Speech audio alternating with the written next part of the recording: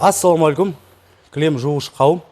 Міне бүгін біздің Карпакс қоймасында Шелек қаласынан Нигмат деген бауырымыз келіп, М500 Карпакс М500 моделімізді кілем кептіретін бүгін алып Шелек қаласына жеткізейік деп жатырмыз. Неге қош келдіңіз. Рахмет, қош келдік, көрдік. Сіз Шелек қаласында қанша жыл болды айналысып отқаныңызға?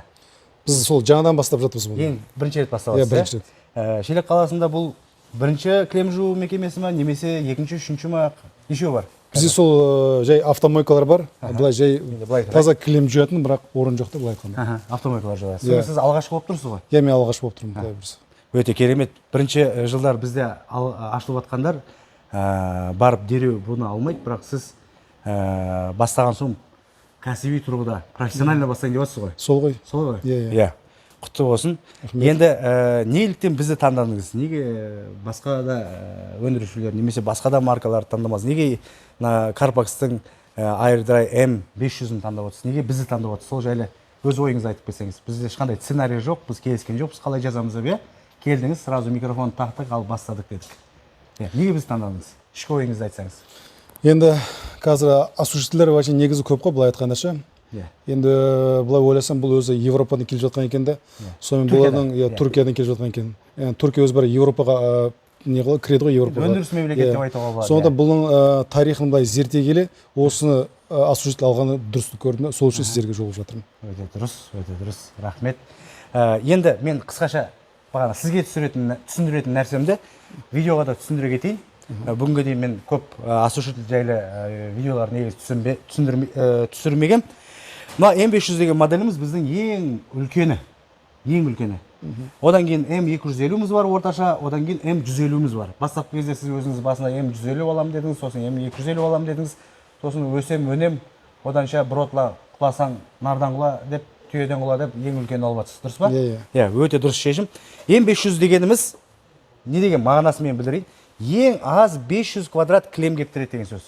Ең аз. Кішкене жақындайық. Міне, М500. Мынаны жақындап түсіндірейік, көрсетейік. М500. Бұл ең аз 500 квадрат. Мен бұны дәлелдеп бере аламын. Өйткені біз Өзбекстанда 700-800 квадратты осы М500-мен кептіріп жатырмық. Және Алматы қаласында 1000 квадратты 12-14 сағатта М500 моделімізден кептіріп жатырмық. Оның өзінің қыр-сырлары бар. Хабарласып жатсаңыздар, мен түсіндірем, М500-мен 700-800 квадратты 12-14 сағатта қалай кептіреді мен түсіріп берем. Сосын біздің М250 дегеніміз бар, ол ең аз 250-300 квадрат кептіреді. Одан кейін М150 квадратымыз бар, ол 150-180 квадратқа дейін, 220 мен істейді. Украинада жақсында мұны тест орысша тілде түсірілді. 20 сағатта 250 квадрат кілем кептірілген. Ал енді 12 сағатқа бөлген кезде 12 сағатқа 20 сағатты бөліп 12-ге көбейткен кезде 175-180 квадрат кептірілгеніне біз өзіміз куәгер болдық сол видеода. Енді мына жерде түрік тілінен толығымен мен бұны орысшаға аудардым. Мына компрессор включен дейді. Мысалы, мына немізді қосқаннан кейін, қараңыз, компрессор қосылмайды. Қостық, компрессор қосылмайды. Неге? Мынаны өшіріп түсіндіре кетейін. Міне, компрессорымыз қосылмады. Өйткені тоқ Қазақстанда көп жерлерде тоқ біркелкі емес. Үлкен тоқ келіп, компрессорды күйдіріп жібермеу үшін ішіндегі несі өзі тоқты реттеп 2 минуттан кейін барып компрессорды қосады. Сондықтан біз қосқан кезде мынау дереу сол сәтте қосылмаса, паниковать етіп, уайымдап, маған звондап, уайымдап жүрмеңіздер. Бұл 2 минуттан кейін қосылады, мынаны қосқаннан кейін. Енді қараңыз. Бұл провод, мына жерде өзінің кабелі бар, 3 фазка. Қосқан жағдайда бір фазаңыз келмей қалса, мына RST бір фазаңыз жанба қалса, дұрыс қосылмаған жағдайда мына 3 лампочканың біреуі жанба қалуы мүмкін. Қазір шөуде жанып тұр, 3 фазамыз толығымен келіп тұр деген сөз. Енді электріңіз дұрыс жалғамаған жағдайда бір фазаны сбой фазы деп мынау жанады. Сол кезде не істейміз? Бағана фазаны перефазировка, бағана сымдарды орнымен ауыстырамыз. Бұл жерде электриктің ешкімнің кінәсі жоқ, өйткені ол да біле алмайды қай фаза қай жерден дұрыс келе жатқан. Сондықтан бір қателік жасау мүмкін, немесе удачно қосу мүмкін. Сондықтан сбой фаза жанатын болса, дереу мынаны өшіріп, орнымен проводтарын ауыстырамыз. Енді датчик давления дейді. Бұл қандай жағдайда жануы мүмкін? Артқы фильтр, күнделікті мына фильтріміз мына жерде көрсете кетейін. мынау магнитпен ұсталады, өте оңай шығады. Бұны шығарып күнделікті бұны пылесоспен пылесостап тұрамыз. Иә, мына фильтрі. Артына салынады, мен қазір шығарып қойдым.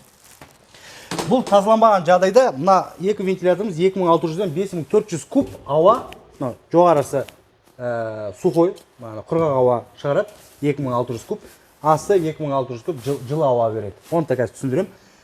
Дұрыс күнделікті тазаламаған жағдайда керекті ауа ағымы өтпегенде мынау оборудованиямыздың ішінде температура көтеріледі, көтерілген жағдайда қысым болады, давление болады. Сол кезде датчик давление жанады.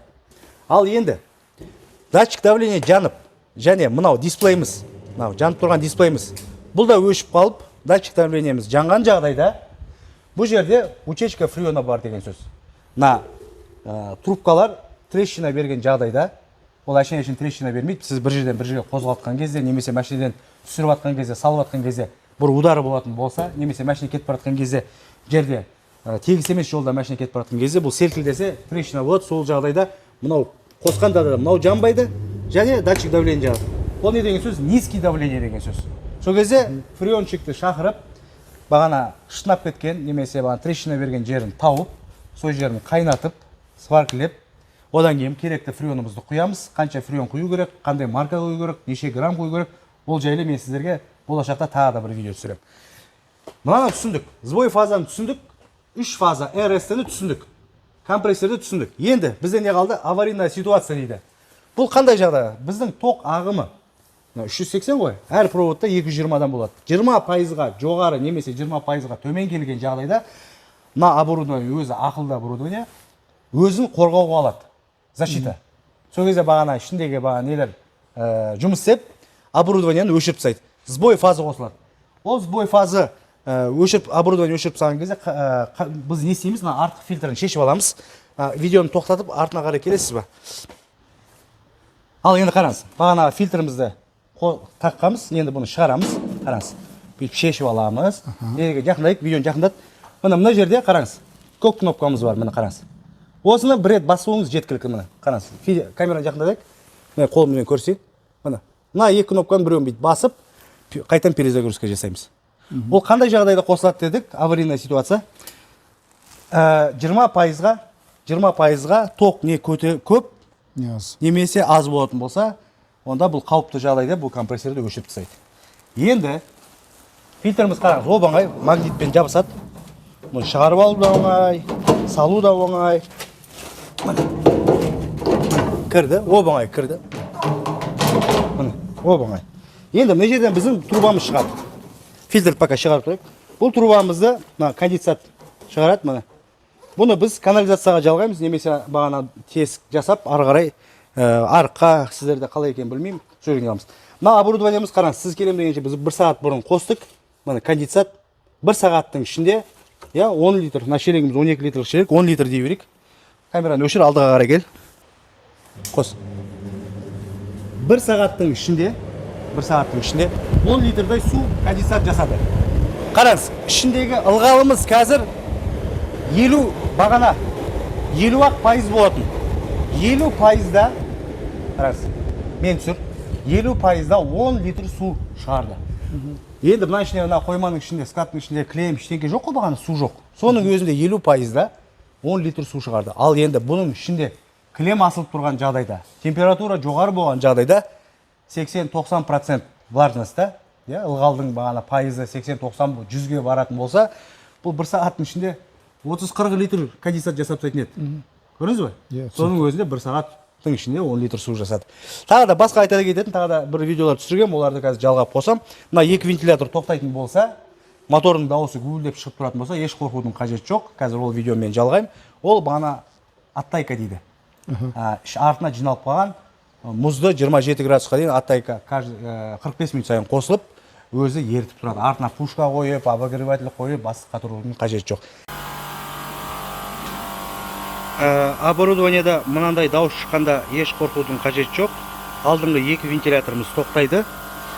Компрессор моторымыз жұмыс істеуін жалғастырады. Бұл не деген сөз?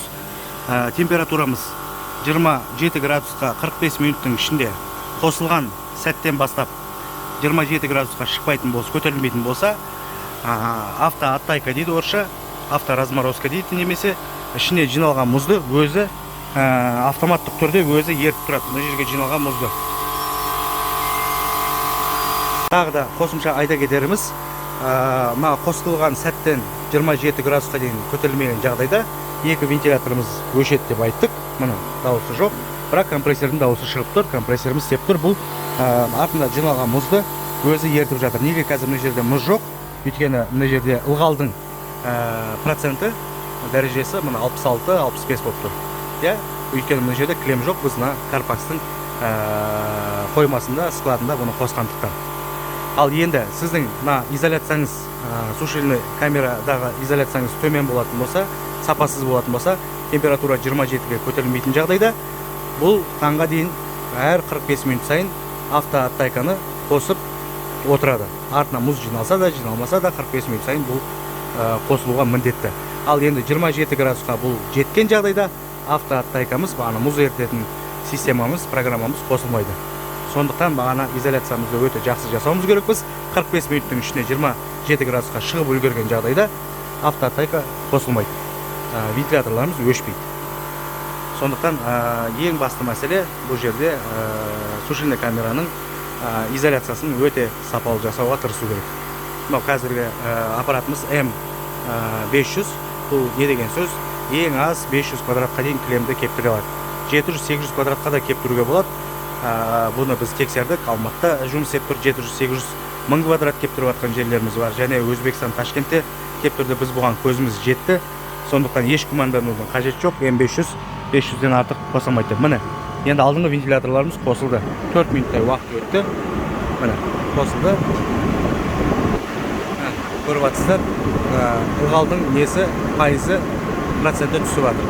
Өйткені вентиляторлар қосылғандықтан, ана датчикке жиналған, мына жерге жиналған ылғалдың бәрін өзімен бірге тартып кетіп жатыр. Мына жерде міне мынау датчиктің ішінде, ылғалдың да датчигі осының ішінде, температураның да датчигі осының ішінде. Бір жерден қарастырылған. Әлі де талай видеолар түсіреміз. Басқа да нелер толығымен түсіндіріп сіздерге айтамын. Бұл кептіру құрылғысының қандай тағы да қасиеттері бар, қандай тағы да басқа да оборудованиялардан қандай айырмашылықтары бар екенін мен сіздерге әлі түсіндіремін. Енді тағы да бір мәселе. Мына жерде мына вентиляторларымыз. Екі вентилятор сізге комплектке кіреді. Мына екі вентилятор. Бұл вентиляторлардың қасиетін айтайын. Артында мына қараңыз, жақыныңыз. Артында мынандай жалюзи бар. Қазақша айтқанда перделері бар. Бұл жұмыс істеген жағдайда ғана қосылады. Көрдің ба? Далада минус 20 градус, іште 40 градус болғанда физиканың заңы бойынша бүкіл жылудың бәрін даладағы су ауа бана сорып алады. Бүкіл бағана 2 сағат жинаған жыл ауаңыз бәрі кетіп қалады. Сондықтан мынау жабылған кезде ешқандай бағана шел дейміз орысша, ешқандай тесік ештеңке жоқ. Мықты жабылып тұрады. Қосқан кезде ғана бүйтіп ашыла қояды. Мына M500 алып жатқан жағдайда бұның диаметрі көбі сұрайды. 30-да 30 тесіктеріңізді дайындалып оборудованиеңіз келе жатқан кезде уже дуарға тесіктеріңізді жасап дайындалып жатсаңыз болады. Осыдан екеу беріледі. Бұны не істейміз? Так, камерамыз өшіп, мына бер жаққа қарай өтсеңіз. Мына жерде заводтан бір точка резетка жасап қойғанбыз. Мына екі вентилятордың сымын ұзартып, бір сым жасаймыз. Екі вентилятордан бір сым жасап, осы жерге тығамыз. Осы жерге саламыз. Немесе оны кесіп отырамын десеңіз, мына жерге двойник немесе тройник салып, сол тройникке де сала салуға болады. Бұны барып басқа 220 тоққа тығудың қажеті жоқ. Өйткені 41 градусқа жеткен кезде, кішкене алдыдан түсірейік видеомызды. 41 градусқа мынау жеткен кезде температура, жер қазір қанша қойманың ішіндегі температура береді? 25-26 градус. 41 градусқа жеткен кезде мына екі вентиляторымыз өзі қосылып, сырттан салқын ауаны алып, мынаның ішін ауасын біріншіден тазартады, екіншіден ішін 41-ден төмен түсіреді температураны. Ал енді бұл екі вентиляторымыз қашан өшеді? Бұны да көрсете кетейін. Міне. Бұны да көрсете кетейін. Жақындап. 38 градус, міне. 38 градусқа келген кезде вентиляторларымыз өшеді. 41-ге келген кезде қосылады. Яғни 38 бен 41 градустың арасында ең берімді, ең бағана жақсы су шығаратын температура осы екі аралықта жұмыс істеуі. Сол үшін бағана біздің вентиляторларымыз оны өзі бағана температураны өзі реттеп отырады. 41-38. Енді бұл оборудованиеміз ақылды оборудование деп біз айтып жатырмыз, иә? Бұл енді түрік ағайындар шығарғанмен де бұның ішінде мен өзім де көптеген еңбегім бар. Сол кісілерге былай істейік, Қазақстанға немесе СНГ мемлекеттеріне деп көптеген өзім де қосқан үлесім бар. Бұл оборудование 25% қараңыз. Тағы да қосып көрсетейін. Нешелеп тұр? 25. Иә, қара. 25% ылғал болғанда, мысалы клемге келгенде 90-80 болады, жоғары болады. Таңға жуық, 10 сағат, 11 сағаттан кейін ылғалдың проценті түсе бастайды. Сол жағдайда 25 келгенде біздің арттағы бағана мықты Panasonic деген компрессорымыз өзі өшеді. Сонымен оборудованиеңіз демалады. Бірақ мына екі вентиляторың істеп тұра береді. Мысалы айтайық, суббота күні, субботаның қазақшасы қалай? Сенбі. Сенбі күні, мысалы да.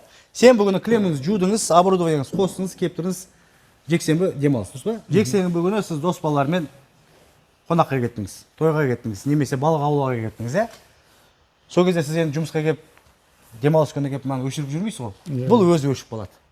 Бірақ мына екі вентиляторымыз істеп тұрады.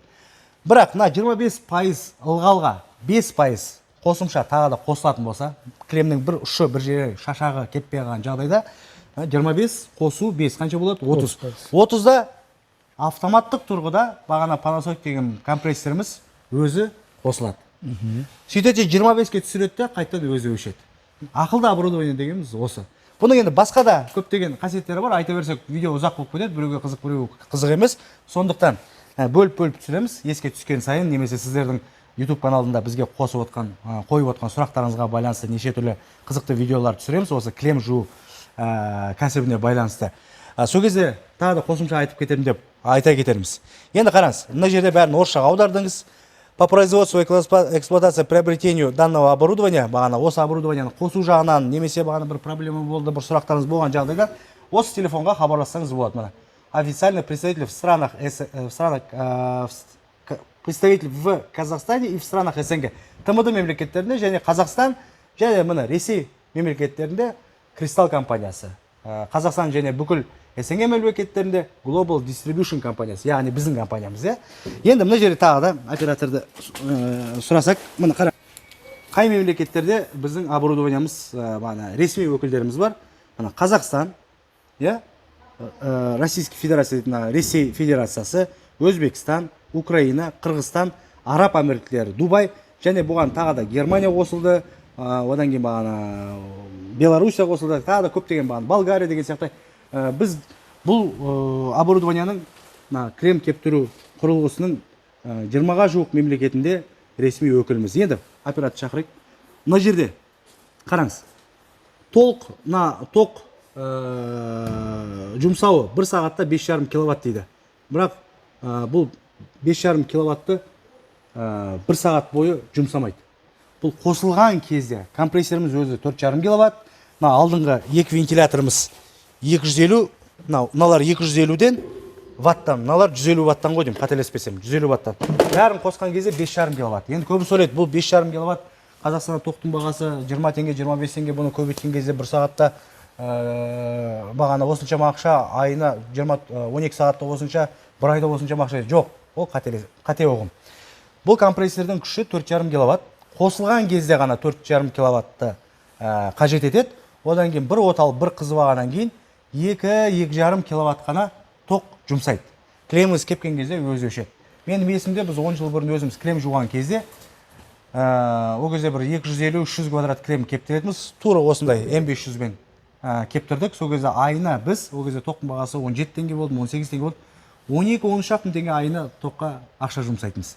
Ал енді бүгін 2 есе қымбаттады дегеннің өзінде айына 20-25 мың теңге, күніне 300-400 квадрат, 500 квадрат клемді 400-500 теңгеден жуып отырып, айына 20-25 мың теңге сіз тоққа жұмсайтын болсаңыз, бұл енді теңізде бір тамшы су деп айтуға болады. Енді 500 квадрат, мынау айтып отыр ғой, ең аз 500 квадрат.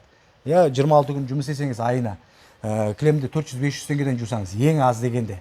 Айына 25 мың теңге тоққа көрсеңіз, тегін емес бұл. Ал, Нембат, сізге үлкен рахмет, кәсібіңізге береке, көп уақытыңызды алсақ ренжімеңіз. Жоқ. бәрі ойдағыдай дұрыс болады, Шелек халқына жақсы кілем жуу қызметін береді, ертең үлкен компания болады, өсет өнет дегенге мен сенем. Рахмет сізге. Өйткені сіз бізді таңдадыңыз. Біз өзіміздің сіз сияқты тұтынушыларымызды ешқашан жалған басқа бір жолға жібермейміз. Тек қана дұрысты, шындықты айтып, тек қана бізбен бірге өсіп, өнуіне себеп кер болуға тырысамыз. Неге? Өйткені біздің маңызды құрылғылар, біздің жұмысымызды да маңызды бірінші орында тұрған құрылғы емес. Центрифуга, ротор, осушителер бұлар маңызды емес. Бізге маңыздылығы өзіміздің отандық өнім Карпакс. Біз содан табыс табамыз. Ал енді біздің мынау алып келіп жатқан, Түркиядан алып келіп мақтап сатып жатқан құрылғымыз ертең бұзылып жатса, центрифугамыз бұзылып жатса, роторымыз дұрыс істемей жатса, құрылғыларымыз бағана 2 күнде бір ремонт жасап жатсаңыз, онда біз отандық өнімді кімге сатамыз? Сіздерге сатпағаны. Сондықтан сіздердің мына оборудованияларыңыз бағана швейцарлық сағат сияқтай зың демей бұзылмай тұруы, ол біздің үшін үлкен жетістік, біздің үшін үлкен пайда. Бізді таңдағандарыңыз үшін үлкен рахмет. Қазақша, орысша YouTube каналымызға жазылыңыз. Лайкты қойсаңыз қоясыз, қоймасаңыз да ренжімейміз. Бірақ сұрақтарды қойып, сол сұрақтарға бірге жауап беріп, басқа да ағайындарға біз сұрақтарымызбен, жауаптарымызбен пайдалы болайық. Жақсы күндерде кездескенше. Карпакс отандық өніммен бірге болыңыздар. Ал, міне, Шелек қаласына осушителіміз құтты болсын. Немат деген бауырымызға манипуляторға салып ап, қазір Шелек қаласына жеткізіп, Шелек қаласының халқына сапалы крем жуу қызметін береді деп сенем.